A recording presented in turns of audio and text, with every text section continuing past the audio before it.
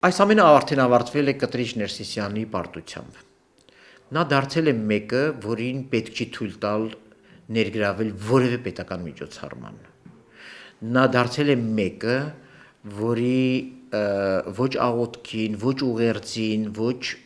թող հավատան, ովքեր հավատում են, թող հավատան, բայց նա այլևս կաթողիկոս չէ։ Պրոցեսը արդեն գնացել է։ Նա խախտել է ոչ միայն եկեղեցական կանոնագրքեր, կուսակրոնության խորհուրդ, ուրեմն կուսակրոնության սկզբունք, նա ոչ միայն չի հերքել, այլ իր լրությամբ հաստատել է, որ եւ ունի զավակ, եւ ունի ընտանիք, ընտանիքներ, եւ ունի կանայք, եւ ոչ միայն նա ոչ միայն հաստատել է, որ ինքը եկեղեցական կանոնակարգերի պղծումով է եկել իշխանության, այլ նաև նա ապացուցել է, որ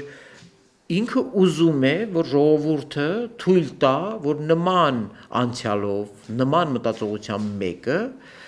պաշտպանվի ժողովրդի թիկունքում։ Հիմա ժողովրդին է հարցը, Նիկոլ Փաշինյանի տիրույթում չի այլևս։ Ժողովուրդն է ինքը թույլ է տալու, որպեսզի Կտրիչ Ներսիսյանը թաքնվի իր թիկունքում, ուրեմն կեղծ այսպես խաչհանի եւ այլն